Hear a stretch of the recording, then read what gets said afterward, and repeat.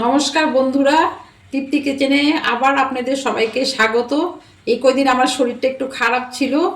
আমার সুগার আর প্রেশারটা হাই থাকে, সেই জন্য আমি এই কয়দিন দেখাইতে পারি নাই, 3-4 দিন। আজ আমি আবার নতুন করে এসেছি পনির পনিরের তরকারি নিয়ে। এখন আমি এটা রান্না করব, আপনারা দেখবেন, আপনাদের অবশ্যই ভালো লাগবে আমি ভাবি।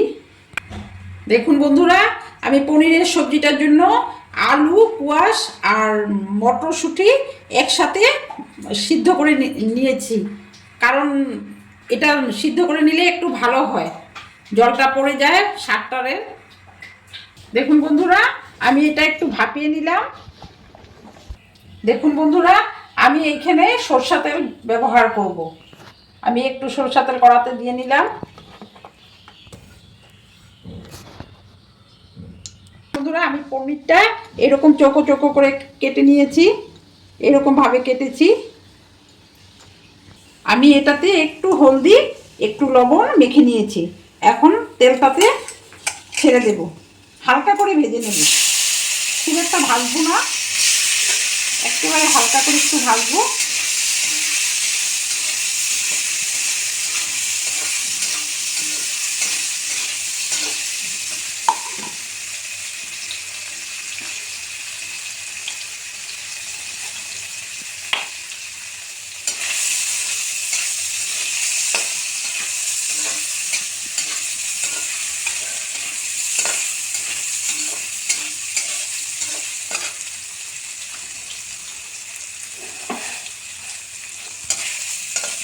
দেখুন বন্ধুরা, আমি একটু গরম জল করে নিয়েছি, তাতে একটু নুন দিয়ে রেখেছি।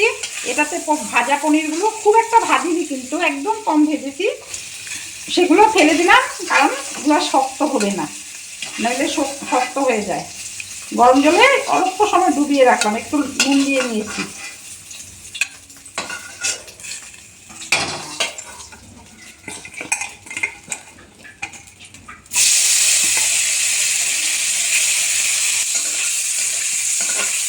ওই তেলে আমার আর কয়েকটা পনির ছিল, কয়েক টুকরো, সেটা দিয়ে একটু নেড়ে চেড়ে নিলাম। খুব একটা ভাজবো না আমি।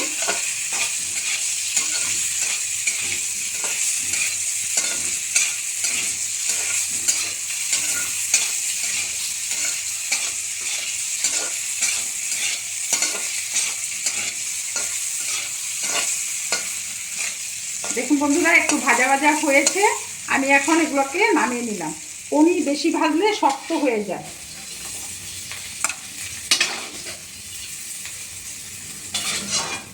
একটু এটা অল্প সময় গরম জলে ভিজানো থাকুক।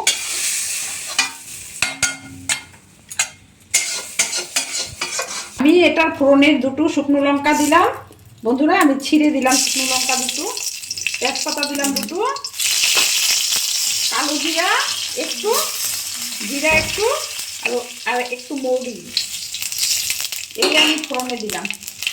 দেখুন বন্ধুরা, একটু ফোড়নটা নেড়ে চেড়ে, বন্ধুরা আমি আরেকবার বলে যাচ্ছি, আমি দিয়েছি শুকনো লঙ্কা, তেজপাতা, কালো জিরা, মৌরি আর জিরে।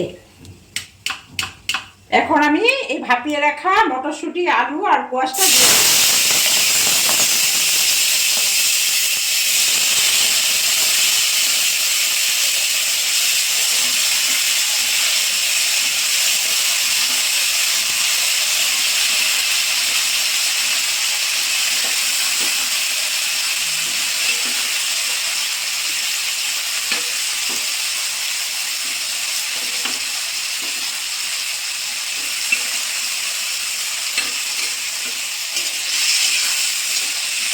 এটাকে একটু ভাজা ভাজা করে নেব।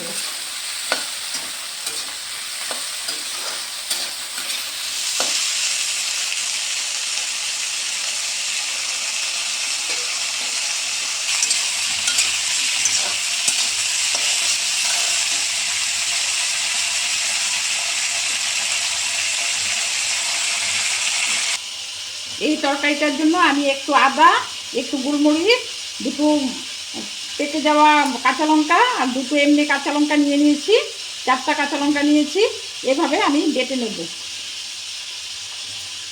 আর একটু জিরার গুঁড়ো বাটবো।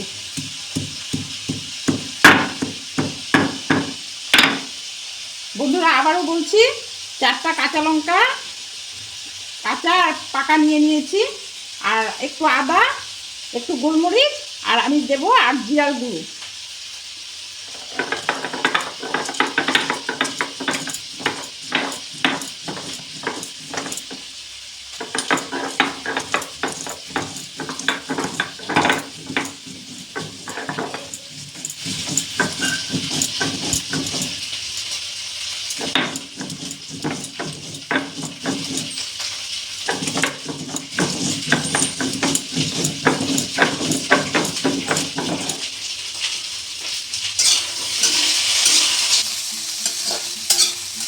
বন্ধুরা এটা দেখুন একটু ভাজা ভাজা হয়ে এসেছে, আর একটু হবে। আমাদের মা কাকিমারা যেভাবে রান্না করতো, আমি বেশিরভাগ সেইভাবেই রান্না করি। মাঝে মাঝে দুই একটা আমি নিজের মতো করে করি।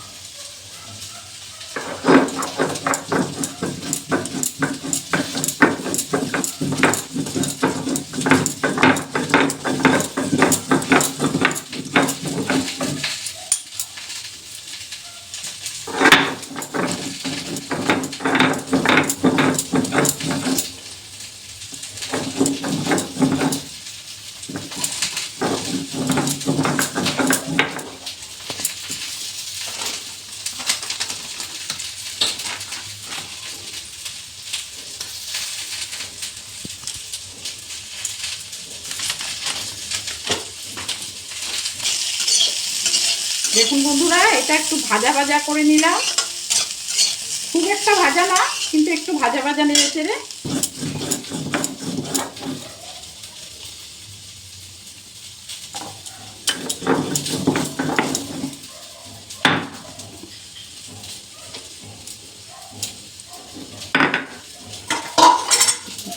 দেখুন বন্ধুরা এখানে আমি জিরার গুঁড়ো একটু একটু বেটে নিয়েছি, এগুলো সব এখন উঠিয়ে নেব।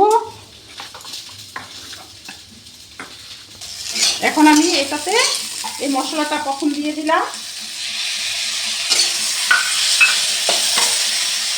আর দিলাম লবণ। লবণটা আপনাদের স্বাদ অনুসারে দিবেন। আর দিলাম হলুদের গুঁড়া। আপনারা যদি চান শুকনো লঙ্কার গুঁড়ো দিতে পারেন, কিন্তু আমি ঘরে রান্না তাই দিই না, এইসব শুকনো লঙ্কা টঙ্কা আমি ব্যবহার করি না। শুকনো লঙ্কার গুঁড়ো, মাফ করবেন বন্ধুরা, শুকনো লঙ্কা নয়, শুকনো লঙ্কার গুঁড়ো।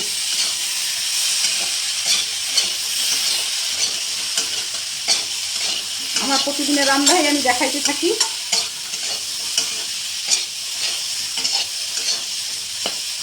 এখন দেব আমি অল্প টমেটো কুচি।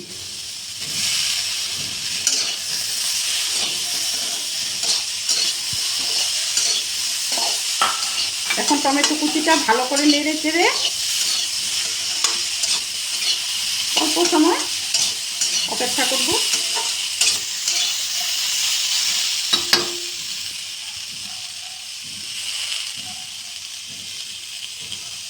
দেখুন বন্ধুরা আমি এটাতে এখন জল দিয়ে দিলাম। দেখুন বন্ধুরা এই যে ভেজে রাখা পনিরগুলো এখন আমি এটাতে দিয়ে দেব।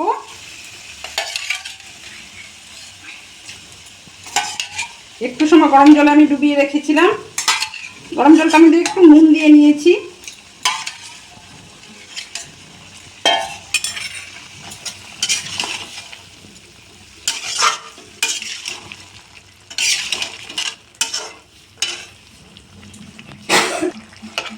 দেখুন বন্ধুরা এখন আমি ওই জলটা, পনিরের জলটাও দিয়ে দিলাম।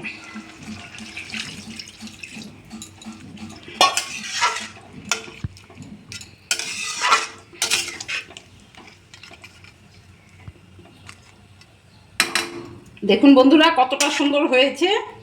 এখন এটা হওয়ার জন্য আমি 15 মিনিট অপেক্ষা করব।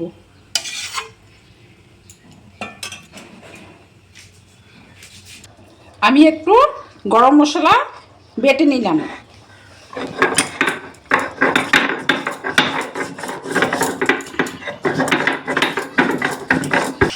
দেখুন বন্ধুরা, স্বাদটা ব্যালেন্স করার জন্য আপনারা একটু চিনি দিয়ে নেবেন। আমরা সুগারের পেশেন্ট, তাই আমরা সুগার ফ্রি দিয়ে রান্না করি, আগেও বলেছি আমি। আপনাদের স্বাদ অনুসারে চিনি আর লবণটা দিবেন, ঝালটাও দিবেন। দেখুন বন্ধুরা, সব সুন্দর মতো সিদ্ধ হয়ে গেছে। দেখুন, আলু সিদ্ধ হয়ে গেছে, কুয়াশও সিদ্ধ হয়ে গেছে, মটরশুঁটিও সিদ্ধ হয়ে গেছে, সব সুন্দর মতো সিদ্ধ হয়ে গেছে। এখন আমি একটু গরম মশলা দিয়ে দিলাম। আর সোমবার, তাই আমরা নিরামিষ খাই, নিরামিষ মতোই রান্না করলাম।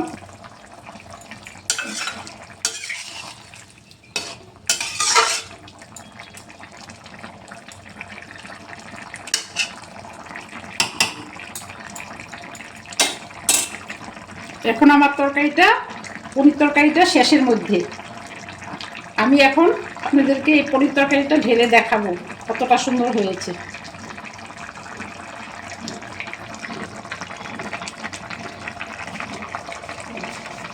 দেখুন বন্ধুরা, এটা হয়ে গেছে। এখন আমি এটাকে নামিয়ে নেব। দেখুন বন্ধুরা, কতটা সুন্দর হয়েছে।